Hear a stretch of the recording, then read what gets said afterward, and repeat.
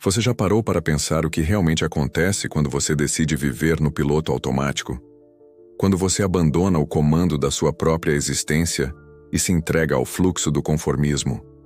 Friedrich Nietzsche, um dos filósofos mais controversos e penetrantes da história, enxergou algo perturbador em seu tempo que continua assombrando nossa sociedade atual. Uma epidemia silenciosa de mediocridade voluntária. Uma doença que se espalha nas entrelinhas do cotidiano, disfarçada de vida normal. Uma condição que ele não apenas criticou, mas declarou guerra aberta. A pergunta que ressoa através dos séculos é: por que escolhemos, conscientemente ou não, diminuir nossa própria existência? Por que trocamos a grandeza pelo conforto da mediocridade? E o mais importante, será que você está vivendo muito abaixo do seu potencial sem nem mesmo perceber? A fraqueza que Nietzsche denunciava não tem nada a ver com limitações físicas ou circunstâncias adversas. O que ele atacava com a precisão de um cirurgião era algo muito mais profundo. A fraqueza de espírito que se manifesta na submissão voluntária aos valores impostos, na falta de coragem para questionar, na ausência de vontade para transcender. Uma fraqueza que se infiltra nos fundamentos da sociedade e corrói o potencial humano de dentro para fora. Quando Nietzsche olhava para seus contemporâneos, ele não via pessoas, ele via sombras. Indivíduos que haviam abdicado de sua autonomia, que haviam entregue as chaves de sua existência para as convenções sociais, para os dogmas religiosos, para as opiniões da maioria. Pessoas que se orgulhavam de sua docilidade, que transformavam sua própria submissão em virtude, que elevavam a mediocridade ao status de ideal moral. Imagine viver em uma sociedade onde o extraordinário é visto com suspeita, onde a ambição é taxada de arrogância, onde a originalidade é punida com exclusão social. Este era o mundo que Nietzsche observava com desprezo, e se olharmos com atenção, não é tão diferente do nosso.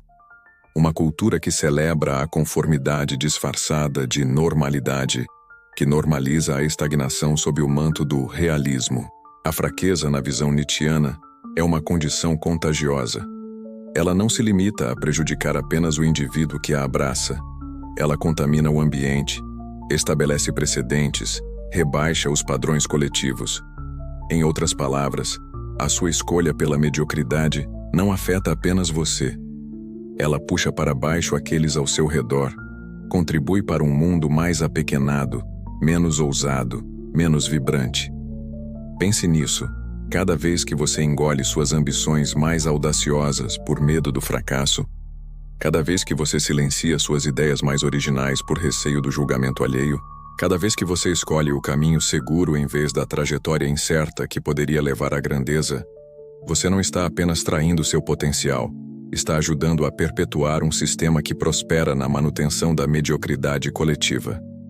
O que torna a crítica de Nietzsche tão cortante é o fato de que ele não oferece escapatória fácil.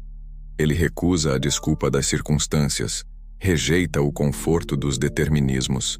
Para ele, a fraqueza é, em última análise, uma escolha, talvez não consciente, talvez moldada por influências externas, mas ainda assim uma escolha que pode ser desfeita, uma condição que pode ser superada.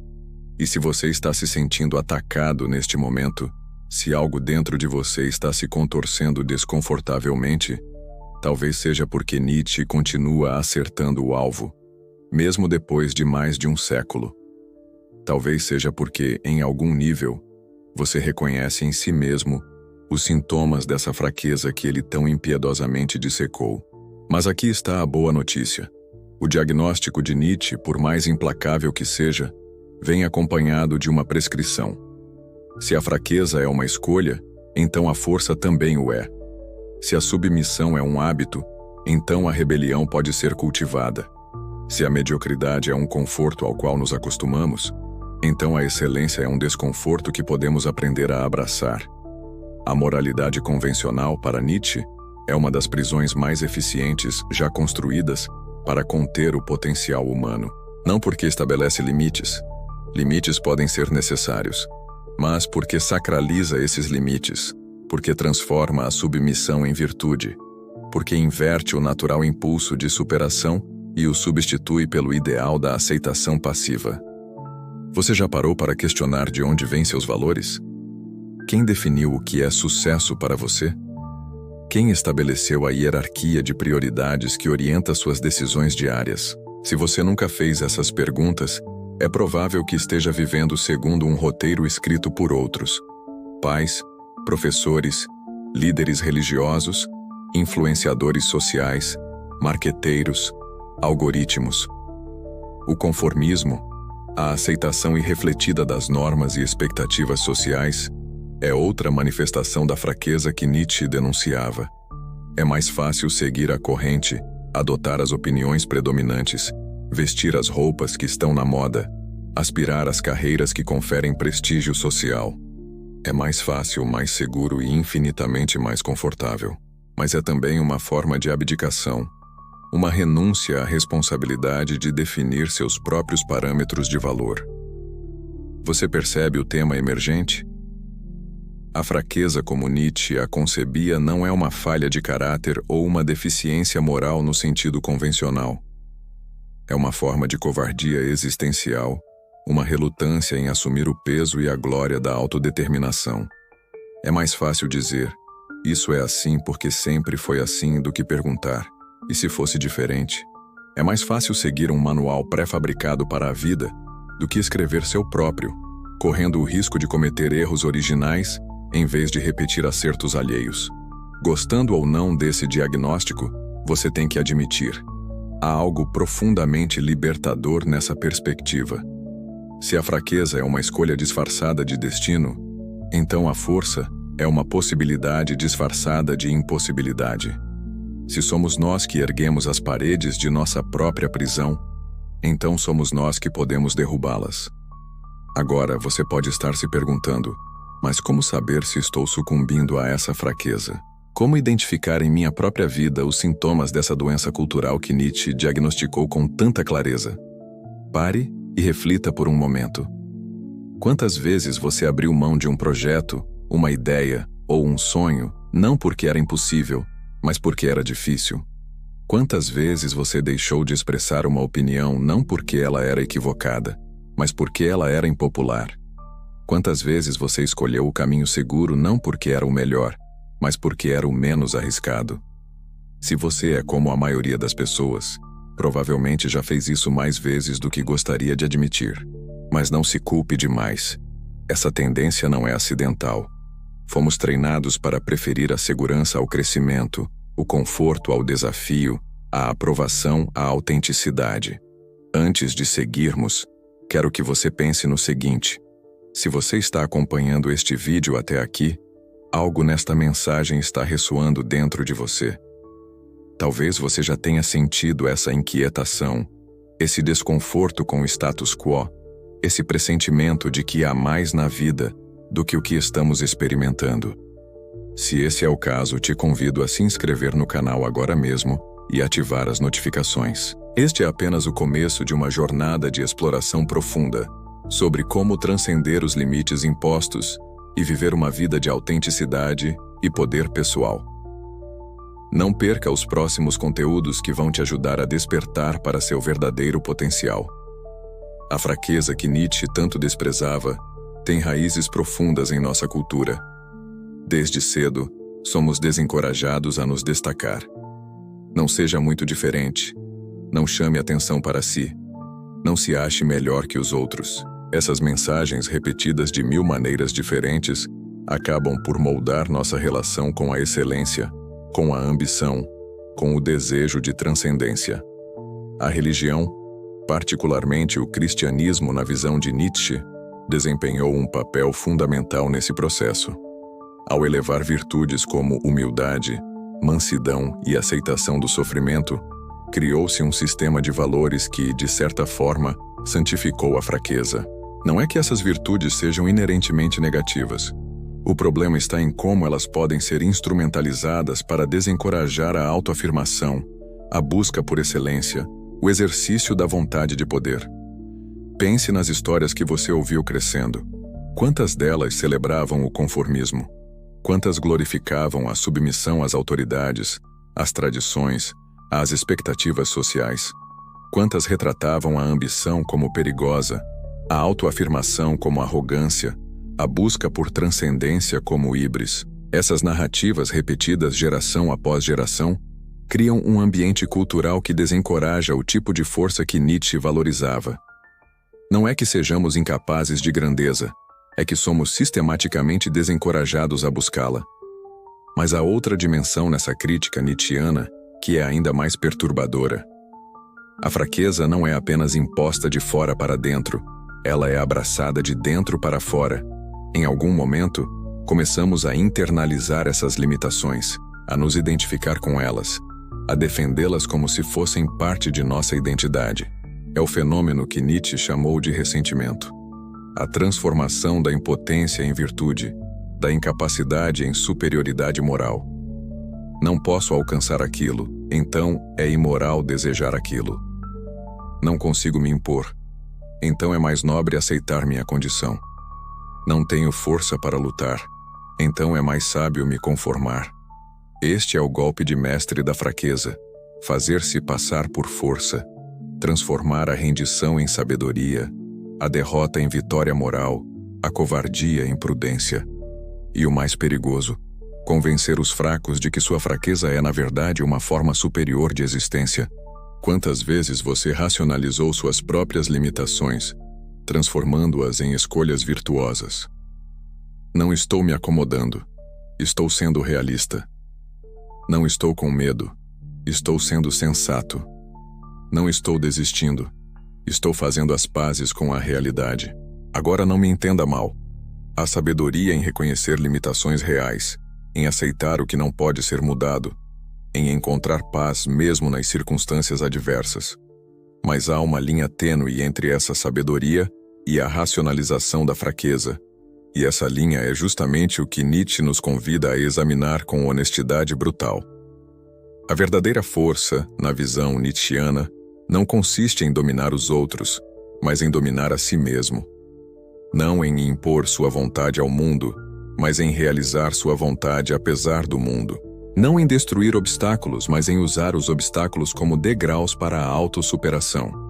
O que Nietzsche propõe não é a tirania dos fortes sobre os fracos, como alguns interpretam erroneamente, mas a superação da dicotomia força-fraqueza através da autodeterminação radical.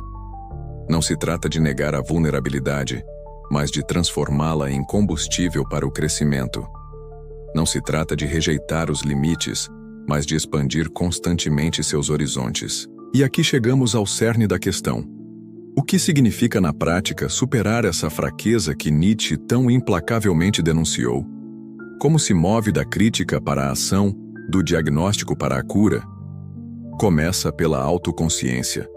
Reconhecer os momentos em que você está escolhendo a fraqueza, em que está se conformando por conveniência, em que está abdicando de seu poder por medo ou preguiça.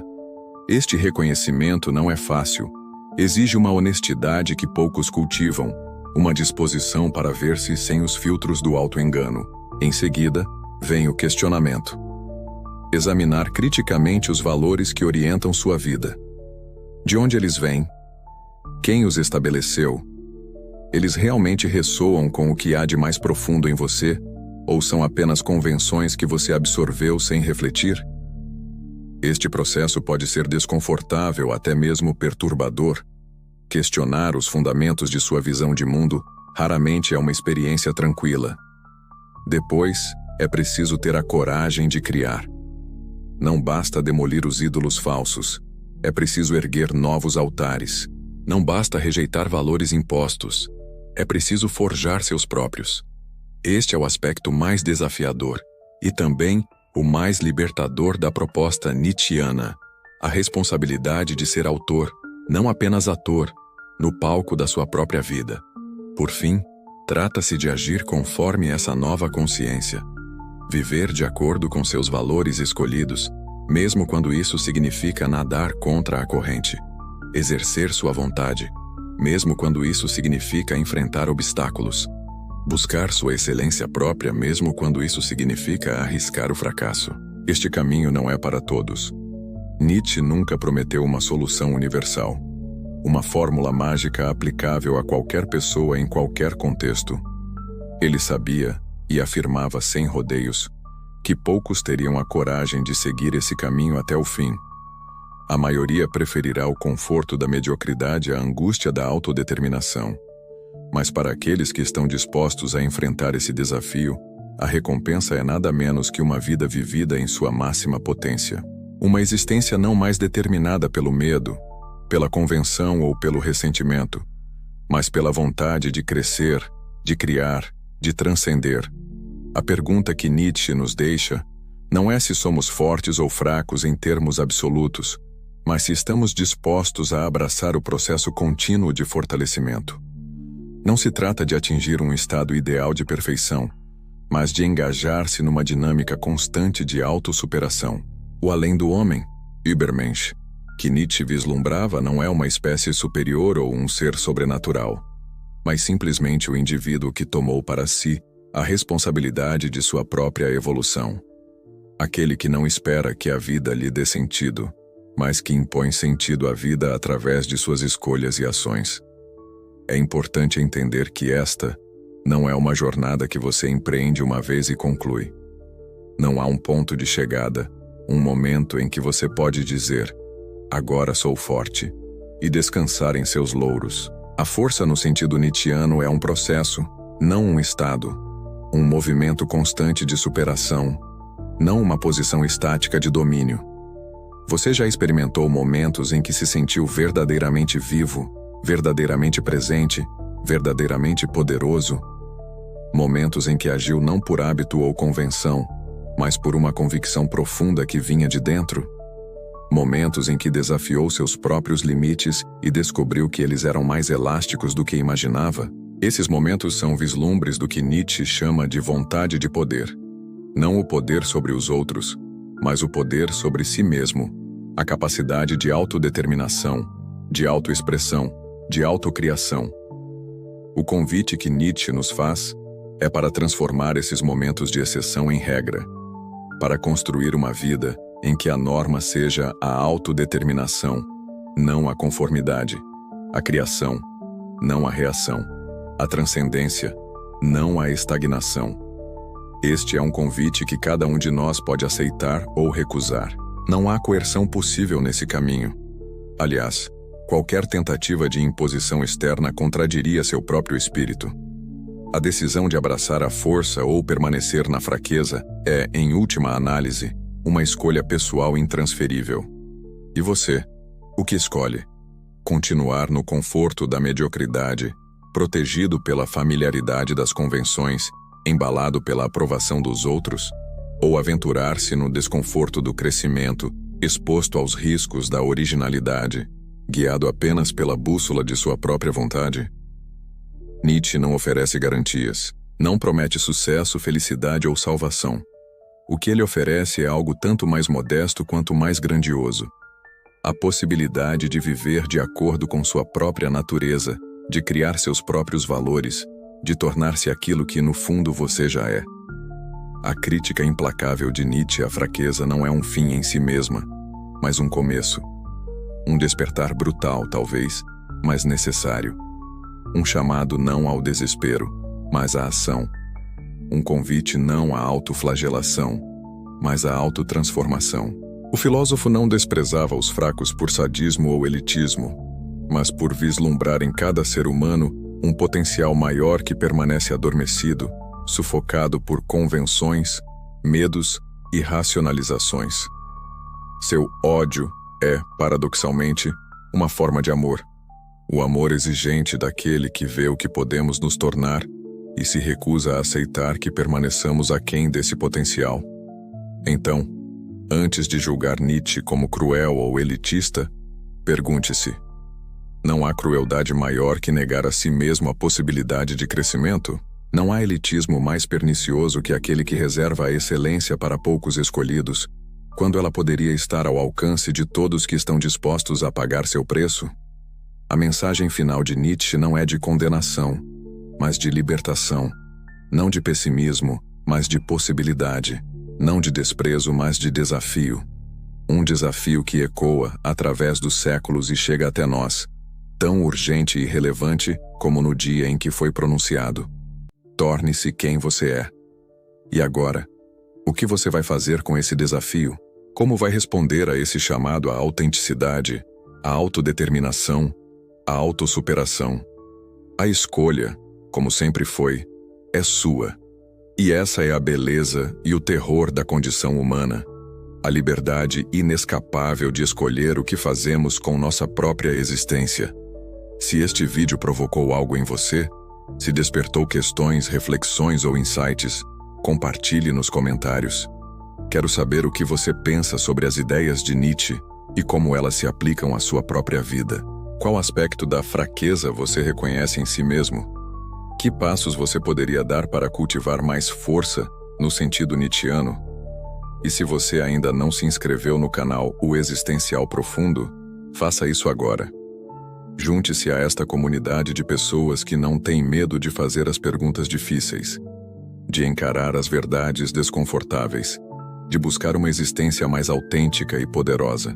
Ative o sininho para receber notificações sobre novos vídeos que continuarão explorando os territórios mais profundos e desafiadores da experiência humana. Lembre-se, a verdadeira força não está em dominar os outros, mas em dominar a si mesmo. Não em impor sua vontade ao mundo, mas em realizar sua vontade apesar do mundo. A jornada começa com um passo, e esse passo é seu. Até o próximo vídeo.